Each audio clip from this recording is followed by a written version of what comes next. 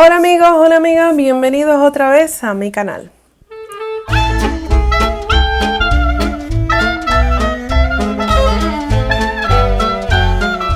Hoy día vamos a estar siguiendo al tema anterior que hablé este lunes en cuanto a los tres primeros presidentes de la organización Watchtower. Como ustedes saben, el lunes yo hablé en cuanto al primero que fue Charles Taze Russell. Hoy día voy a hablar todo en cuanto a su segundo presidente, que es Joseph Franklin Rutherford. Y déjenme decirles que buscando información de este señor hay muchísima. Y como siempre, yo soy una persona que investiga, no me gusta decir lo que no sé.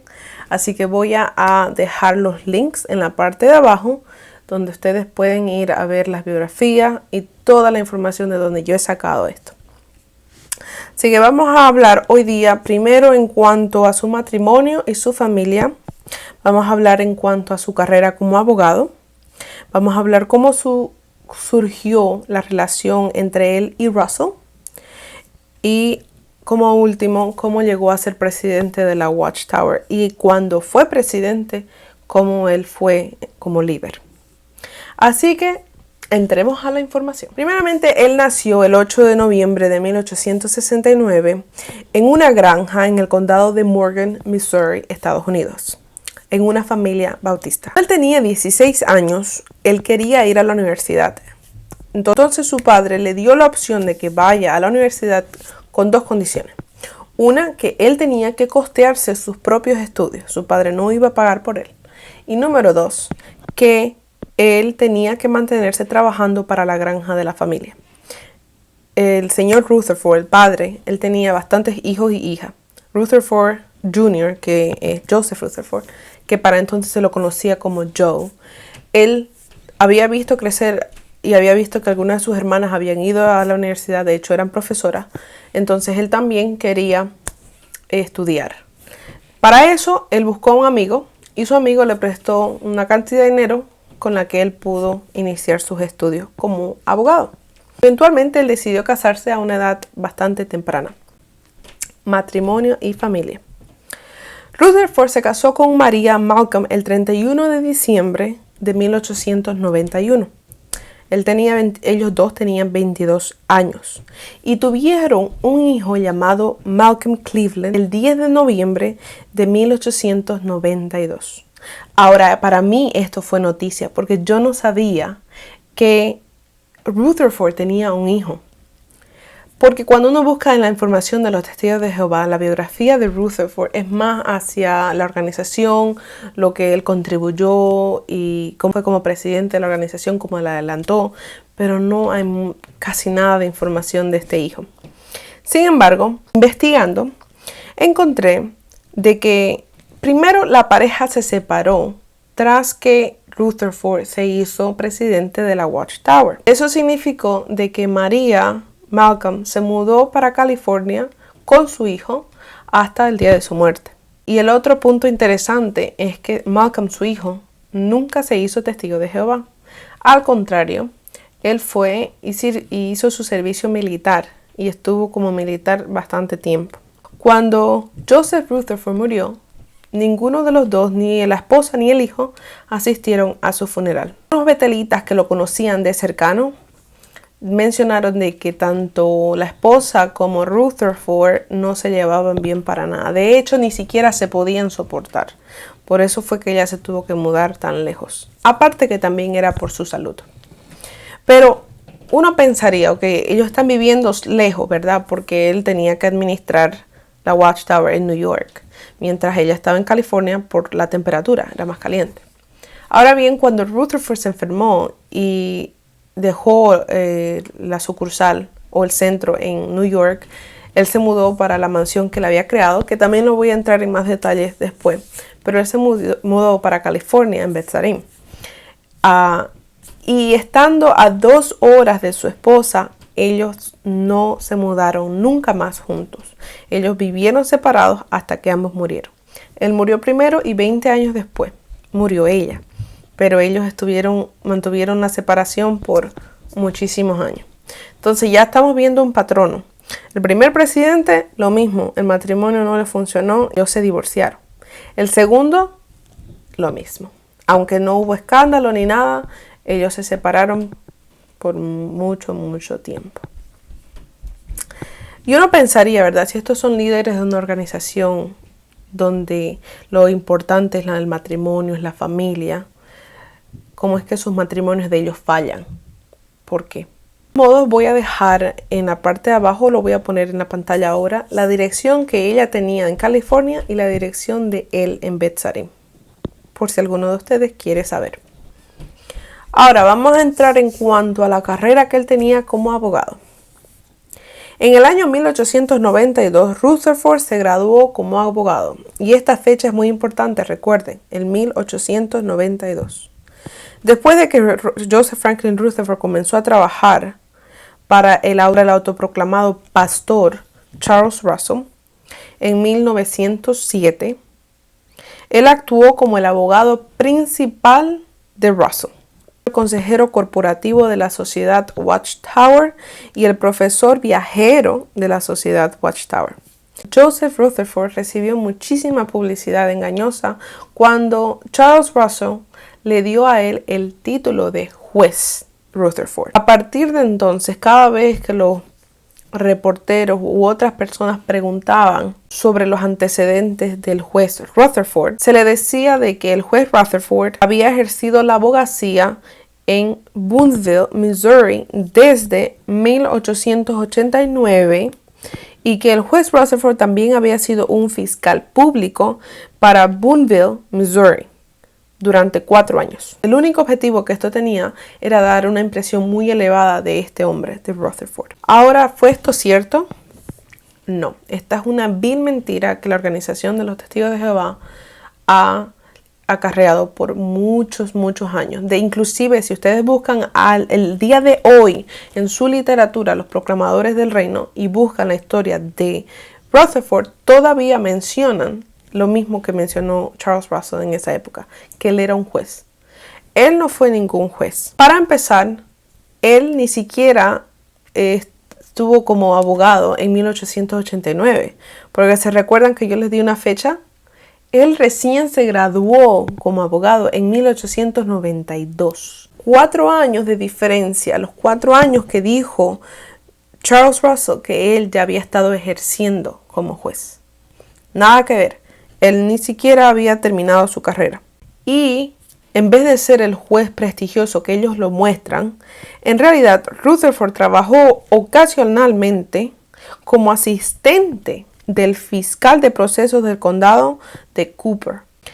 Él nunca, pero nunca fue ningún juez de circuito. En realidad, Rutherford había postulado para la oficina del juez del circuito del condado de Cooper en 1900, pero había sido inmensamente derrotado por otro postulante. Rutherford también había sido postulado para ser el representante estatal en 1896, pero también fue derrotado, porque la mayoría de los votantes que estaban en esa área ya conocían a Rutherford, sabían la clase de persona que él era, por lo tanto no le gustaban y mucho menos iban a hacer que él gane. En ambas ocasiones él perdió.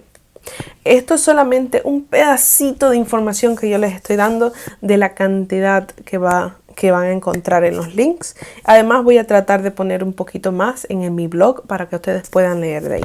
Entonces, el prestigioso Rutherford ¿era el juez que todos mencionaban? No. De hecho, retracto lo que dije en el video pasado. Al final del video creo que yo mencioné y dije vamos a hablar del señor Rutherford, el juez. Él no fue juez, él simplemente fue un abogado. ¿Cómo fue su relación con Charles Russell? Vamos a empezar con una denuncia que se le hizo a Charles Russell del reverendo J.J. Ross. Él hizo esta denuncia. Esa doctrina es una perversión del evangelio. Él estaba hablando de lo que Charles Russell estaba promoviendo con su literatura. En junio de 1912, el reverendo J.J. Ross, pastor de la iglesia bautista de James Street, Hamilton, Ontario, publicó un folleto titulado algunos datos sobre el pastor Charles T. Russell como ministro o su ejemplo moral como pastor. Cuando él publicó esta literatura, Russell rápidamente trató de silenciarlo, ministro, antes de que el folleto pudiera circular y hubieran más personas que lo estuvieran leyendo y él pudiera exponer el verdadero carácter y los errores de su teología. El señor Ross no estaba impresionado por la acción de Russell y más bien aprovechó este momento para exponer todo lo que él quería en cuanto a este hombre. Y él quería demostrar que Charles Russell y lo que él estaba enseñando y promoviendo era un fraude. El folleto Ross asaltó la enseñanza de Russell, como se revela en los estudios de las Escrituras, como las doctrinas destructivas de un hombre que no es ni erudito ni es teólogo. El señor Ross denunció mordazmente todo el sistema de Russell como antirracional, anticientífico, antibíblico, anticristiano y una deplorable perversión del evangelio del querido Hijo de Dios. A todo esto, Rutherford fue exclusivamente el abogado principal y privado de Charles Russell. Esta es la conexión más grande que ellos tienen. Cuando Charles Russell conoció a Rutherford, él inmediatamente quiso hacerlo el abogado privado de la corporación y de él, porque él ya tenía pendientes bastantes casos de fraude. Bastantes. Y trajo a bordo a Rutherford con el objetivo de que le ayudara de manera legal. Ahora bien, como él trabajó bastantes años con Russell como su abogado y como el portavoz de la organización en sentido legal, él adquirió bastante poder y prestigio dentro de la organización, lo que eso significó de que eso le aseguró el puesto una vez Charles Russell muriera. Y eso fue lo que sucedió. No hubo una sola persona de que pudo anteponerse o interponerse a que él llegara a ser el próximo presidente. ¿Cómo fue que llegó a ser presidente de la Watchtower? Una vez murió Charles Russell, inmediatamente él fue su sucesor. Y como persona y como líder dentro de esta organización, ¿cómo fue? Rutherford tenía un inflado egoísmo como su predecesor Russell, especialmente cuando él escribió en un libro ¿Por qué servir a Jehová? En la página 62, él declaró que él era el portavoz de Jehová para esa época y que Dios había asignado sus palabras, o sea, las palabras de Rutherford, como la expresión del mandato divino. Cualquiera que no obedeciera su palabra, dando a entender la palabra de Rutherford, debía ser expulsado de la organización.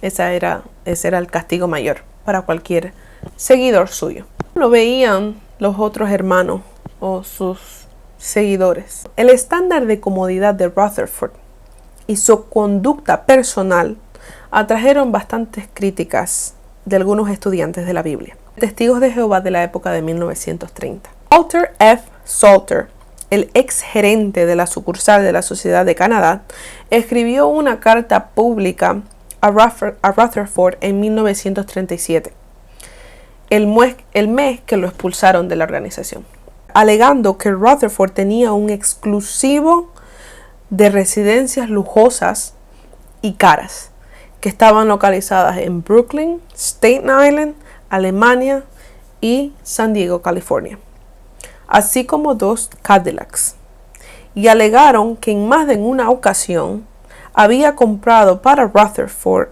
cajas de whisky, brandy y cerveza y otros licores. ¿Les suena familiar esta información?